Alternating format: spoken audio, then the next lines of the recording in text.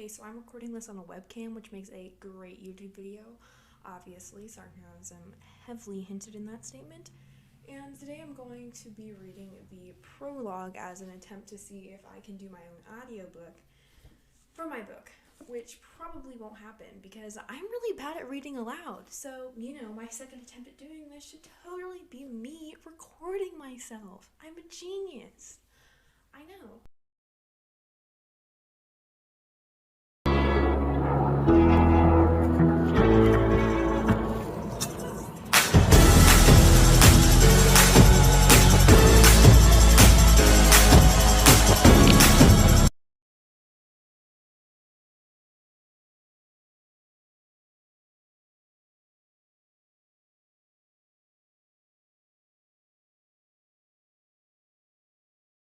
If I can do this in one take. If not, I'll probably edit it to make it way less embarrassing than it probably is. But we'll see. Thanks for watching. Sorry I'm bad at YouTube. Let's go. Forgive me again. I got a cool microphone though. Prologue. Once again, he was being sent to the task I already messed up. Once again, he was being sent to do the task practically everyone avoided. Not because it was dangerous. Quite the opposite. The task was entirely trivial and so far unproductive. A perfect match for his own performance score. He gave a loud, heavy sigh to the empty hallway where nothing kept us company besides the cape fastened around his neck, flapping at his sides, and a quick, rhythmic pace of his footsteps.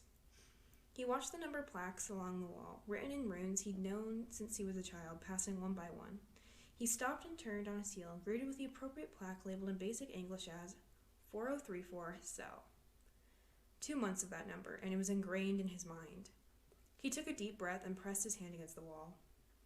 The wall began to glow blue underneath his fingers and flickered away in an open doorway, revealing a tiny room.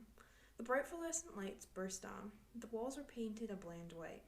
A small bed was pushed up against the far wall, the blanket still made and untouched. Beside it was a small table, a few reading tablets stacked on top. He stepped inside, the wall closed behind him. If he was lucky, he could say his line twice as fast and get out in approximately 3 minutes and still call it an attempted briefing. A new personal record. He turned his eyes to the corner, and as usual, the woman sat curled in a ball. He sat down on the bed and counted for 30 seconds for her to acknowledge him. Her arms were firmly wrapped around her legs, her arms flexing a light muscle tone. Her hair was so light blonde it appeared nearly white. The ends were tinted gray. Her hair was long, hiding her face, scattered along the ground around her. Her entire face was hidden until 2 peculiar pointed ears could be seen pointing out from her locks. 30 seconds of nothing. He silently groaned. Just like the last 60 times we've been forced to do this. Now it was his turn to speak. He cleared his throat and adjusted his cape, checking the watch bound to his wrist. "Hello," he said. She remained stiff. "Today would be a lovely day for you to say something. If you do, we can help you any way in return." Less than formal, but he barely cared. It wasn't like she even heard him anyway. He began to count to 30 again for a response. "Fine," he sighed. "How about I simplify the request? Perhaps a name?" The woman's head shot up. He sprang back, hitting his head against the wall behind him. He lost count immediately, his heart ramming against his chest. She stared straight at him, unblinking. Her eyes were startling. One was a peculiar violet, and the other, a familiar gray. He tried to speak, but suddenly he was out of breath. He straightened himself, swallowing hard. "A name?" The woman's eyes narrowed. He cursed himself. What if he said wrong? "What's your name?" A voice thundered in his mind. He looked around the room, bewildered. Her lips hadn't moved. Was he going mad? I ask you that." "What's your name, little one?" His face flamed. "Did you call me little?" He got to his feet. "I'm the dominant one in this conversation." She continued to stare at him blankly. "Tell me your name." He started to open his mouth. His mind willed the words back down his throat. "Tell me your name." The order echoed in the school. No, he was a fool. What was he doing? He had to get out. "Tell me your name."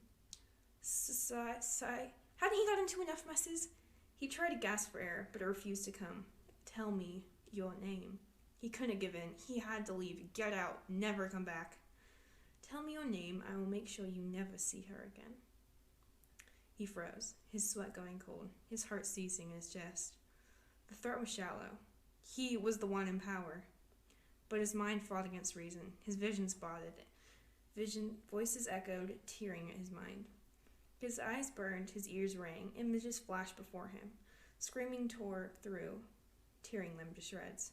Silas! He cried, falling to his knees. My name is Silas. That was terrible, but it was fun. So, thank you. The lighting's really weird right now, or I can't take these off. I reveal stuff. Thanks for watching Cringe. Out here. I hope you liked it. I realized that I stumbled over a few words a lot. I should probably read it through before I attempt to record myself. But, who knows? That if you haven't read the book yet, this serves as a sort of sneak peek. If you have read the book, this is your sneak peek at a possible terrible audiobook that will probably never happen because I'm bad at reading out loud, as you saw. But who knows? Who knows what the future will hold, okay? Right now we're just worrying about print and ebooks.